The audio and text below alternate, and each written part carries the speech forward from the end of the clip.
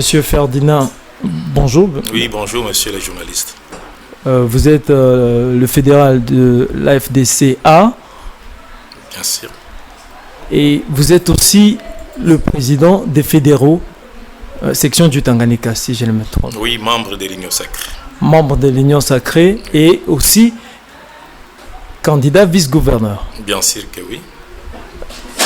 Avec vous, nous voulions éclairer l'opinion sur certaines zones d'ombre qui persistent jusqu'à ce jour. Au sein de votre structure dans l'Union Sacrée, vous, fédéraux, on sent un malaise. Bien sûr, merci beaucoup. D'abord, je vous remercie pour la considération et la journée d'aujourd'hui. Pour moi, c'est une journée médiatique. Et je voulais juste parler qu'il n'y a pas de malaise. Mais il y a eu une manipulation sans fondement valable. C'est-à-dire, je vous donne un peu l'historique. Quand la vision des chefs de l'État a été annoncée, prônée par lui-même, ça a été répercuté dans toutes les provinces. Nous, au niveau local, nous avons fait ce qu'on appelle une réunion pour passer aux élections et mettre une équipe qui va diriger l'Union Sacrée au Tanganyika. Alors, c'était dans ce sens-là que moi, j'ai été élu par les fédéraux comme le coordonnateur de fédéraux membres de l'Union Sacrée Tanganyika. Voilà pourquoi je me réunis. Il y a un gouvernement, il y a un ministère de l'Intérieur. Je n'ai jamais eu de contraintes et dire non, voilà pourquoi ils se réunissent, parce qu'ils savent que je représente valablement la vision du chef de l'État au niveau du Tanganyika. Alors, la manipulation peut venir, hein. Les gens peuvent se réunir contre tel autre. Bon, je pense que ces questions, il y a peut-être les gens qui sont à la recherche des leadership. Et là, on ne peut pas disconvenir. Ils peuvent faire ça, mais je suis en train de faire tout pour que je puisse mettre autour d'une table tous les fédéraux qui représentent les partis et regroupements politiques membres de l'Union Sacrée au Tanganyika. Certains estiment que vous avez derrière vous une petite frange des fédéraux et que le gros serait contre vous. Bon, jusqu'aujourd'hui, j'ai déjà enregistré, moi, au moins 24 fédéraux qui sont venus officiellement se présenter depuis le début de l'installation de cette vision au Tanganyika. Bon, la récente réunion, quand nous sommes allés rencontrer le gouverneur intérimaire, nous avons été 15 fédéraux. Et alors, s'il y en avait eu 24, alors je pense que 15, c'est un quorum largement atteint. Il y a 3 jours, quand nous étions à la cour d'appel, nous avons enregistré 17 fédéraux qui sont partis appuyer notre candidature. Et de l'autre côté là, bon, on m'apprend qu'il y avait 3 fédéraux. Alors c'est à vous de faire un calcul mental simple. Entre 17 et 3 et 4. Alors je pense que ça, ce sont ces gens-là. Celui qui veut voir que nous sommes unis, il peut nous inviter à tout moment. Invitez-nous à faire une conférence de presse et vous allez voir combien de députés, non, plutôt de fédéraux Union Sacrée qui vont répondre et avec les couleurs de leur parti politique. Quelle est votre relation avec les députés provinciaux membres de l'Union Sacrée? Non, moi, ce n'est pas seulement que je suis en relation avec les députés provinciaux membres de l'Union Sacrée. Et moi-même, en tant qu'acteur politique, je dois être en relation avec tous les députés. Je suis en relation et je donne la considération à tous les 25 députés. Parce qu'ici, au Tanganyika, il n'y a pas de député FCC, il n'y a pas de député Union Sacrée, il y a députés provinciaux élus du Tanganyika. Quelles que soient les tendances politiques, les visions, les plateformes, moi, je les appelle tous élus de la province du Tanganyika et je le mets au même pied d'égalité. Puisque vous avez évoqué le dossier de la justice, on vous reconnaît comme étant vice-gouverneur, candidat vice-gouverneur, comme je vous ai présenté au début. Qu'est-ce qui vous a motivé à postuler? Ah, merci beaucoup. Vous savez, un candidat vice-gouverneur, quand il est vice-gouverneur, il doit avoir un bon salaire, n'est-ce pas? Il doit se taper des habits et consommer, ce n'est pas ça qui m'a intéressé moi. Ce n'est pas que je vais avoir un véhicule ou une maison. Bien sûr, ça peut arriver, si Dieu le veut. Mais moi, Et j'ai un grand souci de ma province. Je vais travailler durement avec tous les collaborateurs, avec tous les fédéraux qui vont nous donner des propositions parce qu'ils sont très proches de la population. D'abord, on va commencer, selon moi, ma titulaire, on va commencer par l'éradication de l'insécurité. Nous avons vécu longtemps avec les peuples pygmétois, des années. Alors, on se servait mutuellement selon le cas. Alors, aujourd'hui, nous allons savoir qui est derrière ces atrocités. Alors, on va mettre les pygmées et les bantous sur une table et rouvrir toutes les voies de communication. On peut quitter ici, on arrive à Nyonzo, on quitte Nyonzo, on va jusqu'à Mukundi, on traverse, on est au Maniema, en même temps on est au sud Kivu. On ne peut pas le faire aujourd'hui. On va commencer notre bataille par remettre la sécurité dans la province. Et aussitôt ça est fait, nous allons passer par la phase maintenant d'éradiquer, de combattre aussi l'insécurité alimentaire. Nous sommes une province à vocation agro-pastorale. Vous allez voir le lac non exploité. Et comment est-ce qu'on pouvait arriver à amener les investisseurs avec les bateaux de pêche au moment où les balles retentissent par-ci, par-là. La priorité, c'est la sécurité pour sécuriser les personnes et leurs biens, la population. Et ensuite, on va communiquer, faire la communication des routes et aussi s'investir beaucoup plus dans l'agriculture.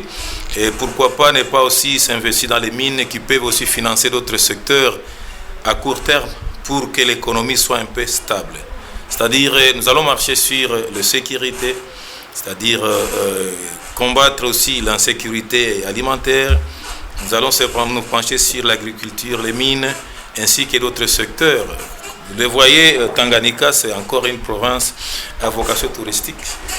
Nous allons vendre l'image de notre province pour que les investisseurs sérieux, pas ceux-là qui viennent pour piller nos ressources, ceux-là qui viennent pour construire. Et surtout, qu'on puisse beaucoup plus se baser avec les investisseurs et les partenaires qui vont créer de l'emploi pour les jeunes.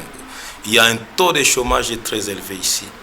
Vous allez voir le long de la route, peut-être il y a les journalistes qui sont cherchés, on cherche 10 personnes, vous allez voir 200 personnes qui sont là. Ça me fait mal même quand je passe. Est-ce qu'on ne peut pas, nous, à notre niveau, créer de l'emploi? On ne peut pas s'autofinancer avec un petit riz là. Et si on amenait toutes les recettes dans l'ordre, est-ce qu'on ne peut pas faire quelque chose pour les microcrédits des mamans, les emplois des jeunes? Voilà un peu ce que nous allons faire comme notre cheval de bataille, parce que nous devons rendre compte de notre bilan à la fin de notre mandat. Vous avez si bien présenté votre vision de la chose, mais je voudrais avoir un éclaircissement sur un petit détail.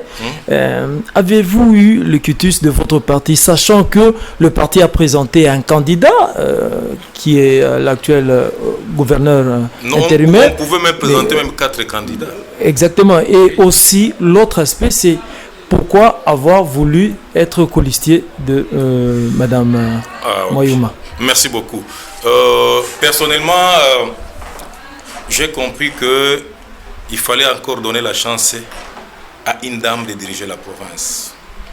Et Madame Julie est chevronnée, est expérimentée dans beaucoup de domaines.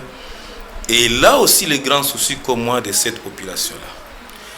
Vraiment, il sera très difficile de voir Madame Julie venir ici et laisser la mission, laisser le peuple commencer à faire sa vie. Non. Vous allez nous évaluer. Alors, personnellement, j'ai vu qu'il fallait laisser la chance à une dame pour diriger la province du Tanganyika et aussi être accompagné par un homme aussi qui a les soucis toujours du peuple tanganyikais. Alors, quand j'ai analysé aussi sa vision et ma vision, j'ai vu que non, il fallait qu'on puisse aller ensemble. Est-ce que vous m'avez pas répondu à ma petite préoccupation ouvertement? Aviez-vous eu le quitus de la haute hiérarchie du parti? Je vais vous répondre encore avec une question. Oui. Est-ce que vous pensez qu'un fédéral qui viole la loi ou qui part sans autorisation de son chef, je pouvais encore être fédéral à ce moment-ci? Non, je ne pouvais pas. C'est-à-dire, quand vous me voyez, moi, poser un acte si grand soit-il, je le quitus. Et vous verrez lors des élections que Sécutis va se prononcer. C'est une stratégie de nous-mêmes. Aujourd'hui, nous sommes partis, le gouverneur intérimaire, candidat pour les comptes de AFDC. Moi aussi, candidat vice. Maintenant, vous vous souviendrez avec moi, il y a une note, une décision de l'Union sacrée qui a demandé qu'il y ait seulement 2 candidatures comme ticket. Et si moi je n'avais pas postulé et que le ticket, l'AFDC n'est pas coopté comme le ticket de l'Union sacrée au Tanganyika, est-ce qu'on pouvait récupérer quelque chose? Non. Voilà le calcul que nous avons fait. Au cas où on dit que non, le quota de l'AFDC n'est pas au Tanganyika. Vous êtes ailleurs. Mais pour les vices, on peut récupérer là. Voilà, les gens se demandaient pourquoi. Voilà, la réponse est déjà là. Puisque vous parlez du ticket de l'Union sacrée, il y a eu dernièrement un tollé tout autour de cette question. Moi, je voudrais que vous nous donniez votre version de fait. Récemment, une délégation de députés qui était à Kinshasa, l'Union sacrée en a profité pour faire un sondage et pour évaluer et savoir qui pourrait être le ticket de l'Union sacrée. Et d'après certaines indiscrétions, votre cas, vous étiez en second lieu dans les sondages, mais il y a un couac, c'est d'autres députés n'auraient pas voté et que dans le sondage, on les aurait appelés par téléphone, ce qui n'a pas plu à l'autre camp. Qu'en pensez-vous? Merci. Comment ça ne va pas plu? Ça ne va pas plaire à l'autre camp. Les problèmes, si ça n'a pas plu, moi je me demande pourquoi. Ce n'est pas un vote, c'est un sondage. Un sondage, on peut sonder quelqu'un qui est à Lubumbashi. On demande son avis. Il est empêché avec un motif bien connu. Selon ce que moi j'ai appris, il y avait 20 députés qui ont fait le déplacement à Kinshasa. Il y avait 5 qui ont été empêchés. Et dans le 20, un candidat avait eu première phase 10, un autre 9, un autre candidat une voix. Ça fait 20.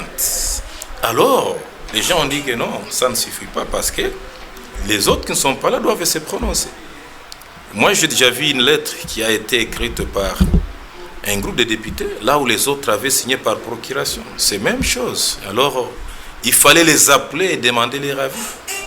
Alors, quand ils les ont appelés, ils ont marqué leur